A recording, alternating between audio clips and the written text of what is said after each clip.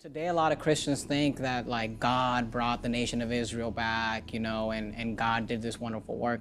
But really, was it really the will of God to bring these people back into Israel, or was it the will of the United Nations? And so I'm Israel. Those people over there are not Israel. We as Christians are the chosen people of God. We are the true Israel, and we are marching to Zion. We know that the Jews of Jesus' day looked on the Gentiles with condescension, believing that they were forsaken by God. But in the book of Acts, we read of God extending His grace to the Gentile nations of the world. Now imagine those same Gentiles, having been saved and welcomed into Christ's church, looking back at the Jews with condescension.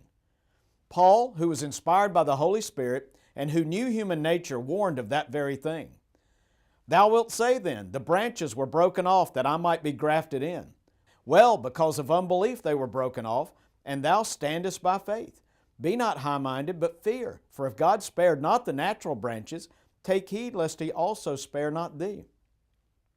We independent Baptists have among us the very teaching I just described, a wicked teaching that contradicts Scripture and the very nature of God.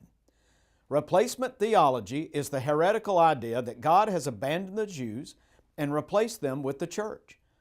Just as the Jews underestimated the wideness of God's mercy, so do these Christians misunderstand God and His intentions. A God who is not able to deliver His own people is a very small God, and in fact, He's not the God of the Bible.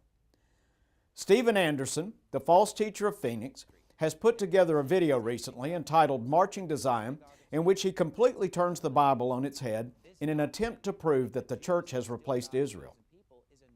I first became aware of Anderson, as I'm sure a lot of people did, when he got into a scuffle with border guards in 2009. He struck me then as being someone who was looking for attention, but I never would have believed he would have attracted a following. Not only has he attracted a following, his teachings are infiltrating independent Baptist churches all over the world and are creating much havoc. I know of numerous cases where Andersonites have torn families and churches apart with their false teachings. Not only that, but Anderson sports a strange attitude for someone who claims to be saved by grace. He prays for people to go to hell. Here he's praying for Barack Obama to go to hell. When I go to bed tonight, that's how I'm going to pray. You just say that? No. When I go to bed tonight, Stephen L. Anderson is going to pray for Barack Obama to die and go to hell.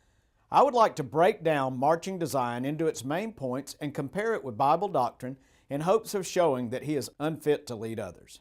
Here's the essence of Marching to Zion. Israel is not Israel, the Jews are not the Jews, and God is no longer interested in the land promised to Abraham. That means a lot of the language in the Bible must be spiritualized, and when you do that, it's very easy to lose your footing. He has enlisted several other independent Baptist pastors who agree with his point of view to make it appear that this is a widespread belief. To set the record straight, Jesus Christ came as a light to two specific groups, a light to lighten the Gentiles and the glory of thy people Israel. Those who are saved by faith in Christ form a third group, the church. Give none offense, neither to the Jews, nor to the Gentiles, nor to the church of God. The church did not replace Israel. These are two separate groups, and God has plans and dealings with both of them. Very simply, God chose Israel as His representative nation in this earth, but they failed Him. In Deuteronomy 28 and many other places, God warned them of the consequences of unbelief. The warnings included severe judgments, ultimately being thrown out of the land He had given them. And it shall come to pass that as the Lord rejoiced over you to do you good and to multiply you, so the Lord will rejoice over you to destroy you and to bring you to naught, and ye shall be plucked from off the land whither thou goest to possess it. The prophecies of Deuteronomy 28 have been fulfilled to the letter, but that is not the end of the story. Throughout the Old Testament, God sent prophets to remind Israel, no matter what their hardships or failures, God would one day permanently redeem them for His own name's sake. But Zion said, the Lord hath forsaken me, and my Lord hath forgotten me. Can a woman forget her sucking child, that she should not have compassion on the son of her womb? Yea, they may forget, yet will I not forget thee. Behold, I have graven thee upon the palms of my hands. Thy walls are continually before me. And then in Isaiah 45:17, but Israel shall be saved in the Lord with an everlasting salvation. Ye shall not be ashamed nor confounded, world without end. To make this video as brief as possible, I'm going to lump some of his major points under a few headings to simplify a somewhat confusing presentation, and then give an answer to those points. First, Anderson attempts to prove that the Jews are forsaken by God because of their apostasy. He interviews a number of Jewish rabbis and leaders to get authoritative answers regarding blasphemous statements in the Talmud, their beliefs about the writings of Moses, the failure to practice basic Jewish rituals like circumcision, and their use of the Star of David. Many such things that are supposed to prove that the Jews are beyond the reach of God.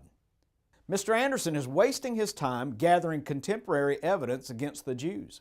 The Bible has already told us everything we need to know about Jewish unbelief. They crucified their own Messiah and are guilty of numerous crimes against God. This we know. In putting together all of this evidence, Anderson hopes to convince us that God has completely washed his hands of the Jews and has replaced them with the Christian church. Which begs the question, is he suggesting that Christianity has met God's perfect standard in a way that Israel did not? If so, where is this great success? Roman Catholicism? The mainline churches? The emerging church? Pentecostalism? Or even independent Baptists?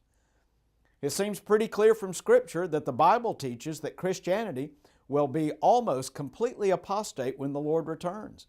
And we see that on every hand. Just as Israel fell away from God, the Bible predicts the same thing for Christianity.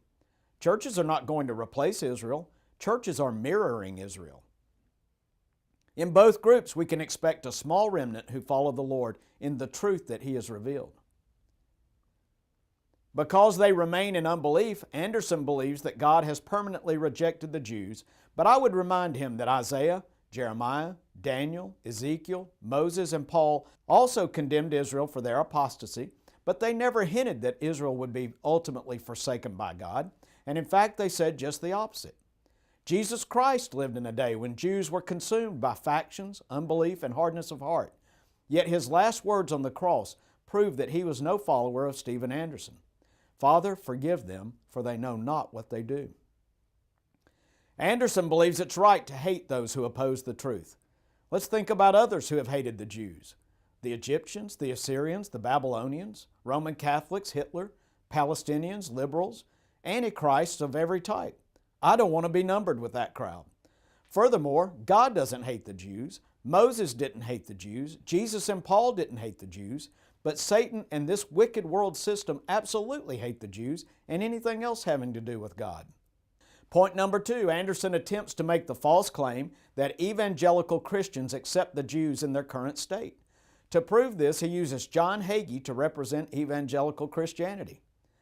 False teachers often use men of straw to make their point, and that's what we have here. Hagee is a far-out Pentecostal televangelist with a number of strange ideas. He's a good example for Anderson because Hagee does not believe that the Jews need evangelizing. But he in no way represents conservative, Bible-believing Christians. Bible-believing churches have always sought to bring Jews to a saving knowledge of Christ, and they certainly understand that God is not done in His dealings with the Jews. Using John Hagee is typical of the type of fraud that Anderson perpetrates in this video. Point number 3. Anderson attempts to prove that Christians have never accepted the Jews as God's chosen people, that this is some sort of recent doctrine. What Christians does he quote to make the case? Roman Catholic Church fathers and Protestants like Martin Luther. I certainly don't take my doctrinal positions from the fathers of the Roman Catholic Church and from Protestants. The Roman Catholic Church doesn't even know what the gospel is. Why should I listen to them about anything? And while there may be a lot about Martin Luther that I appreciate, particularly his bold stand against the Pope of Rome, Luther hated Baptists and he hated Jews. He was wrong on both of those counts. This is the problem with replacement theology. Replacement theology has its origins in the Roman Catholic Church and those groups that came out of her. How strange that a pastor of a fundamental Baptist church would hold this doctrine. But it is clear that Anderson will use almost anyone, including Roman Catholic Church fathers, to help reinforce his ridiculous arguments. Point number 4, Anderson and the preachers who speak on this video tell us that God had nothing to do with the Jews' return to the land of Israel in 1948. Anderson and his cohorts must face the fact that their teaching is a direct attack on the movements of God on behalf of His people. They are ignoring God's providential watch care for the seed of Abraham and His orchestration of the movement of nations to bring about His will in regard to Israel. The truth is, God has brought Israel from the four corners of the earth for His final dealings with them in the very land that He promised them. There has never been a miracle any greater than this, that God punished His people by forcing them to wander this earth where they were persecuted but not destroyed, only to bring them back as He promised. I often point to this astonishing turn of events to help others see the hand of God working in this world today. I firmly believe that it is a proof that the end of things is at hand. And yet this wonderful, marvelous fulfillment of prophecy dealing with the Jews is attributed by Anderson and his cultic followers to the Antichrist and his one-world government, not to the hand of God. And so if it's not the Lord who brought them back, then who did bring them back? It was the spirit of Antichrist that brought them back to the Promised Land. It was the United Nations who brought them back to the Promised Land. In Jesus' day, the Pharisees attributed the work of God to Beelzebub. Is this any different? To believe in replacement theology, ultimately you must somehow deal with the fact that there are a people who are called Jews, who have always been called Jews, who have been recognized as Jews in every nation in which they have resided, and who have somehow come back to Israel after 2,000 years of wandering. It almost sounds providential, doesn't it? In fact, it perfectly parallels numerous prophecies that predict that very thing. The fifth and final point we would make from Marching to Zion is that Anderson and his followers tell us that God is not even interested in a physical land. You know, the Bible says in Hebrews chapter 11 that Abraham wasn't looking for a physical land. He looked for a city which hath foundations, whose builder and maker is God. We as Christians are looking for a new Jerusalem. We're looking for a heavenly city. If Anderson is right about this, there is not one thing we can know for certain from Scripture. Virtually every page of the Old Testament is taken up with a specific land and a specific people. The Abrahamic covenant gives specific details about the land that is at stake, and that covenant has never been rescinded. Not only does replacement theology confuse important Bible doctrines for today, it destroys the prophetic element of future events. The Old Testament contains hundreds of specific statements about the millennial reign of Christ in the land of Israel. The incredible power of Bible prophecy rests in its unmistakable clarity. You can read it and make predictions based on what you read. Alexander Keith, a preacher of yesteryear, did just that. Writing in the 1850s, he saw Israel scattered as sheep having no shepherd, but he read in the prophets of a day yet future when Israel would be brought back to the land.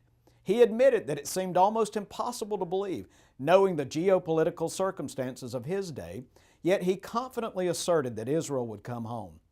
It is enough for Christians to know that 2,000 years cannot prevent the heaven-chartered right of the seed of Abraham to the final and everlasting possession of the land of Canaan.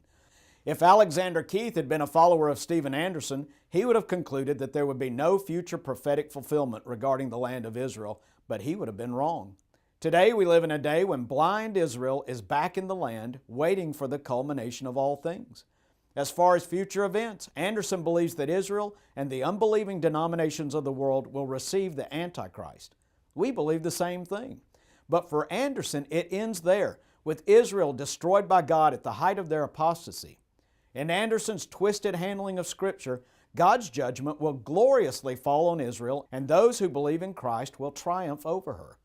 Israel will be thrown down, and the church will be lifted up, according to Anderson. But the Bible does not end that way. In the end, God will bring obstinate Israel to a knowledge of the truth. And so all Israel shall be saved, as it is written, "There shall come out of Zion the deliverer, and shall turn away ungodliness from Jacob. For this is my covenant unto them, when I shall take away their sins." Israel's very apostasy is a fulfillment of prophecy. According as it is written, God hath given them the spirit of slumber, eyes that they should not see, and ears that they should not hear unto this day. Their unbelief is a miracle in and of itself. Each time they celebrate the Passover, they are acknowledging that a lamb paid the penalty for their sins. Each time they look upon the Passover matzah, they are handling a piece of bread which is striped and pierced. Each time they pray next year in Jerusalem, they are being reminded that God will ultimately call their nation home.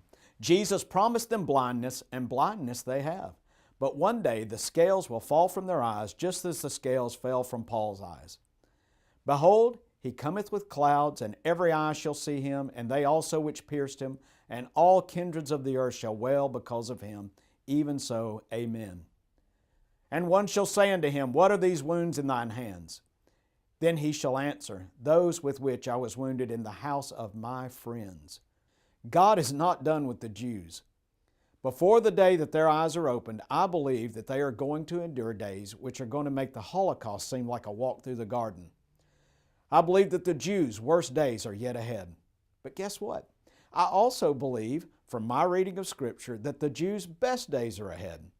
Jesus Christ is going to split the Mount of Olives in two. God is going to level Jerusalem, and healing waters are going to flow out toward the Mediterranean Sea and toward the Dead Sea. The desert is going to bloom like a rose. The lame and the blind and the sick will be healed, and the Jews will be restored. All nations shall flow into physical Jerusalem, just as the Bible says. One of the great dangers of Steven Anderson's teaching is one that Paul warned about: the wild branches boasting against the natural branches. He said that we Gentiles should walk with fear and trepidation in this area, and not to be haughty. Anderson, though, has no fear to violate these very serious warnings and to teach others to do so. Anyone who could read the Old Testament and compare it with the New Testament and come away with the idea that God is finished with Israel is not qualified to teach Sunday school to first graders, much less pastor a church. He has proven himself to be a false teacher.